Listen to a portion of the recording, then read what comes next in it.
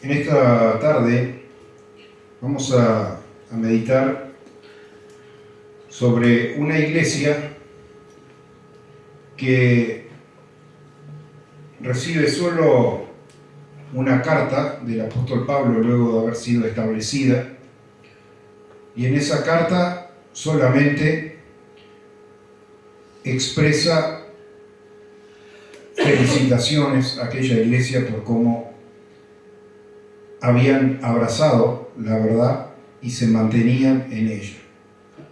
Cuando vemos otras iglesias del mismo vecindario, por decirlo así, que a pesar de haber tenido tanto tiempo para enderezar sus pasos, andaban con niñerías, es bueno ver que la obra de Dios avanza de diferentes maneras, en diferentes lugares, dependiendo de la necesidad de cada uno.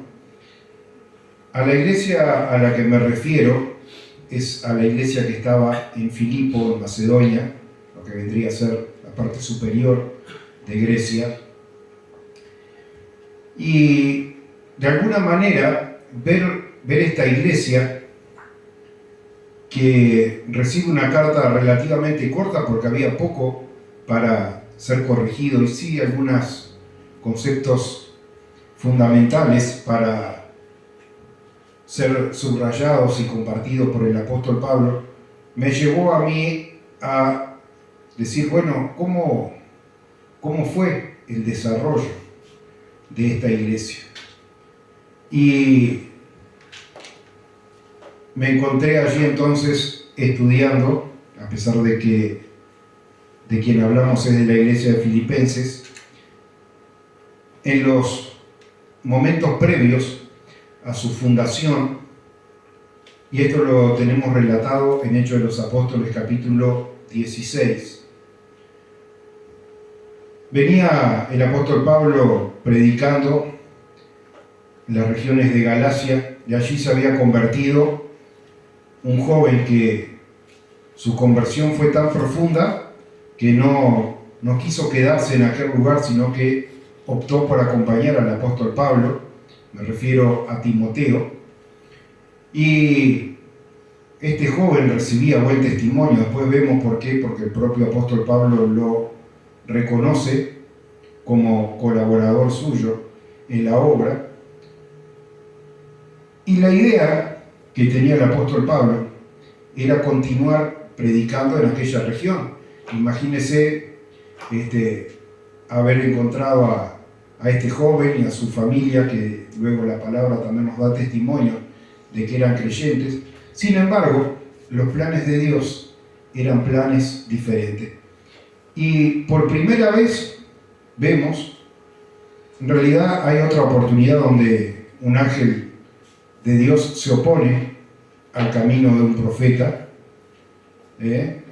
un profeta que decidió alquilarse, decidió estar al mejor postor y se había dejado convencer, esto está en el libro de Números, por un rey de Moab llamado Balac. Este profeta Balaam decidió allí emprender un camino y se lo fueron a contratar por plata y dice: te pagamos para que vayas y le eches una maldición a este pueblo.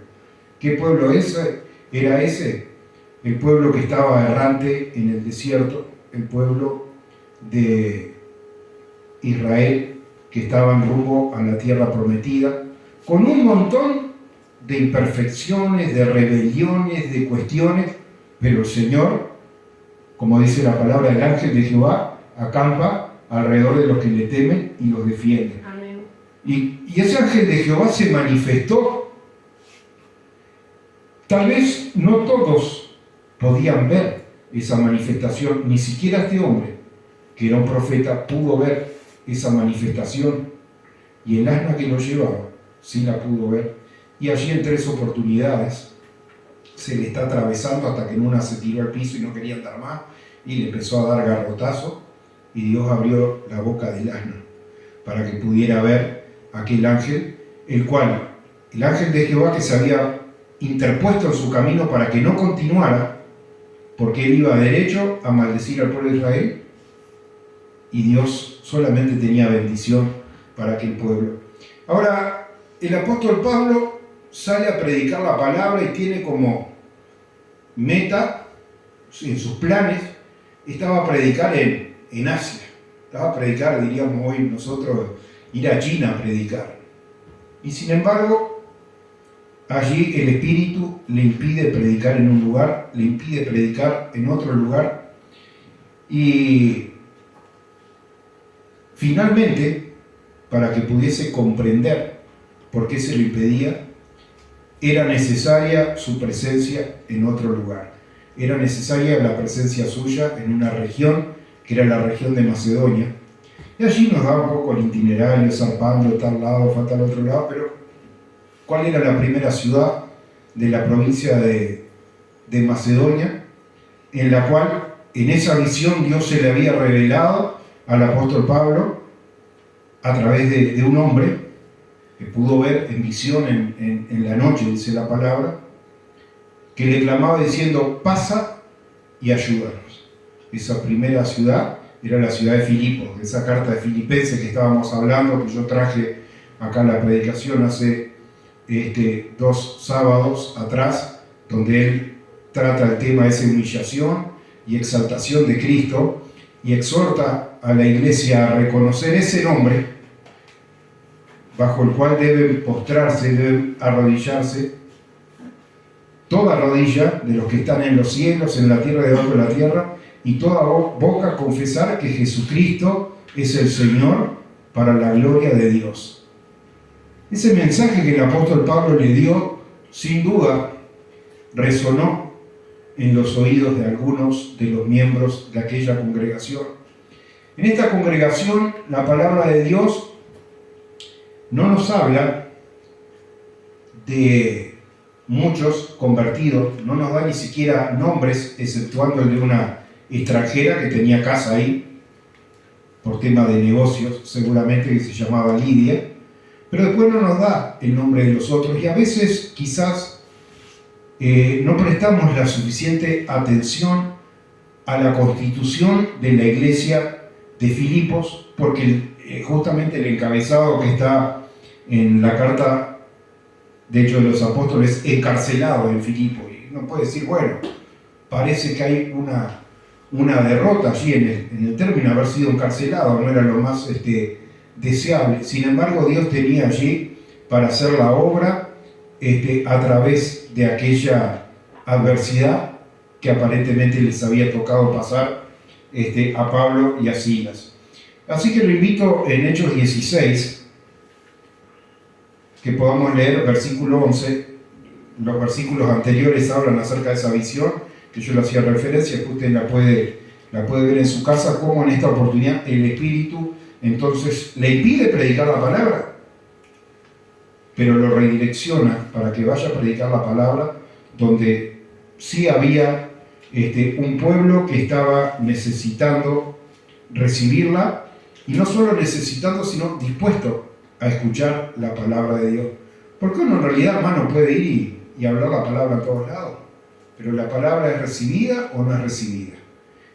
Y acá, hermano, Dios tenía allí destinada a personas para que creyeran. Zarpando pues de Troas, vinimos con rumbo directo a Samotracia, al día siguiente a Neápolis, y de allí a Filipos, que es la primera ciudad de la provincia de Macedonia, una colonia, y estuvimos en aquella ciudad algunos días. Y a mi hermano era esto lo que me bendecía cuando estudiaba la palabra, que a veces vemos que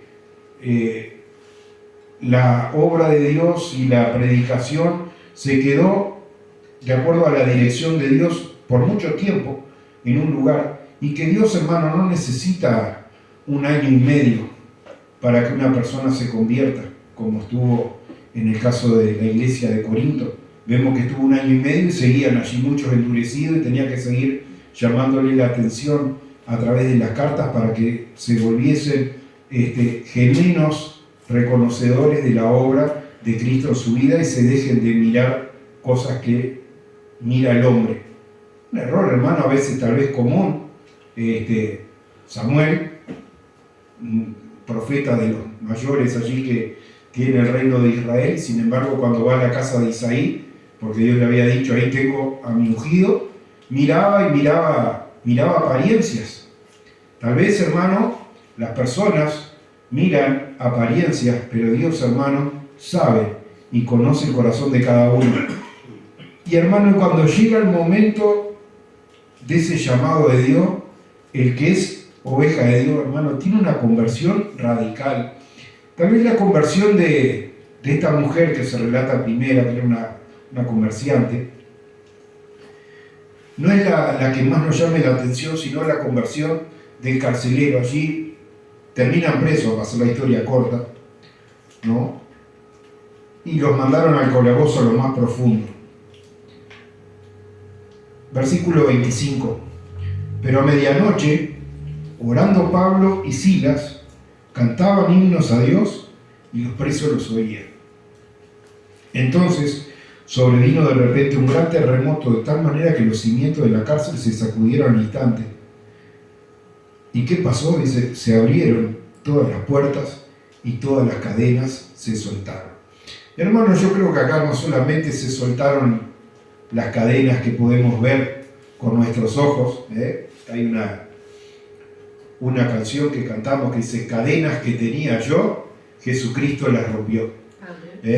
Y allí, hermano, había cadenas sí que sujetaban a los presos, pero había otro tipo de cadenas que tenían prisioneros a las personas, pero es a través de la oración y es a través de los cánticos que, aún en medio de la adversidad, estos hombres de Dios estaban allí alabando, que las cadenas se rompieron. Y vemos, hermano, una conversión que de alguna manera también nos sientan los precedentes para poder predicar el evangelio correcto. El carcelero era responsable con su vida de que no se escapara ninguno. Y bueno, cuando pensó que se habían escapado por el terremoto y que se habían abierto las puertas, se iba a matar, y el apóstol Pablo dice, no te hagas ningún daño. Hasta ahí, hermano, parece ser una historia sin mayor repercusión. Él entonces, pidiendo la luz, se precipitó adentro, temblando, se postró a los pies de Pablo y de Silas, y sacándole les dijo, señores, ¿qué debo hacer para ser salvo? Hermanos, si el que escucha la palabra de Dios, el que escucha las alabanzas de Dios, tuviese esa sensibilidad de volverse a Dios y decir, ¿qué es lo que preciso para ser salvo, hermano? ¿Qué obra que Dios puede hacer? No necesita de una gran campaña, no necesita de entrenamiento, no necesita de estudio, no necesita de ninguna cosa, sino de un corazón dispuesto, hermano, en la presencia de Dios. Y lo que debemos rescatar también de este lugar es la respuesta del apóstol Pablo. Porque si a usted alguien le pregunta y dice, ¿qué necesito para ser salvo? No se enríe, hermano, haciendo grandes listas de cosas. Tiene que hacer esto, y tiene que hacer lo otro, y tiene que hacer esto otro. Ellos le dijeron, cree en el Señor Jesucristo y serás salvo tú y tu casa. ¿Qué le parece, hermano? El Espíritu de Dios había conducido. Yo no sé si el que apareció, le apareció a Pablo en esa visión, era el carcelero o era algún otro. A mí no me llamaría la atención que haya sido el carcelero, hermano, porque Dios conoce todas las cosas de antemano. Él es el alfa y es la omega, es el principio y el fin. Él ve, hermano, mucho más allá de lo que nosotros podemos ver. Pero vio, hermano, en este hombre un corazón dispuesto. Un corazón dispuesto y dice, ¿qué necesito para ser salvo? Y después sí, también tiene que bautizarse. ¿Qué impide que yo sea bautizado en esta hora? La gente, hermano, dice, no, o a veces, ora, te doy gracias, Señor, porque vinimos, igual no nos detuvo la lluvia. Pero, hermano, ¿qué es la lluvia para detenernos? Este hombre, hermano, a pesar de que iría en contra de toda la regla, agarrar a los presos y irse a un lugar para bautizarse, no llevárselo a la casa a comer con la familia, no estimó ninguna otra cosa de mayor valor que haber alcanzado la salvación. Como dice la palabra, la salvación ha llegado hoy a tu casa. La salvación había llegado a la casa de ese hombre en aquella noche. Y cuando uno alcanza, hermano, la meta, cuando uno alcanza la meta, alcanza lo mayor que pueda haber, todo lo otro que hace sin trabajo, arriesgar su propia vida, perdió valor y estuvo dispuesto a obedecer. Y ahí, hermano, es cuando se cumple la palabra del Señor Jesucristo. Sus ovejas oyen su voz y le siguen. Este hombre, hermano, se postró ante la presencia de aquellos hombres y hizo la pregunta. Esa es la pregunta que cada uno de los que escucha este mensaje, de que escuche una alabanza, debe hacerse: ¿qué necesito para ser salvo? No precisa muchas cosas. Crea en el Señor Jesucristo y bautícese cada uno para el perdón de los pecados, hermano, y luego Dios le va a ir mostrando las demás cosas. Pero, hermano, Jesucristo es la puerta y Jesucristo es el camino. El que entiende estas cosas, hermano, sabe que tenemos una amplia y generosa entrada en el reino de los cielos, porque Jesucristo es nuestro Redentor, es nuestro Salvador, y por eso el apóstol Pablo no se predicaba a sí mismo, sino que predicaba a Jesucristo.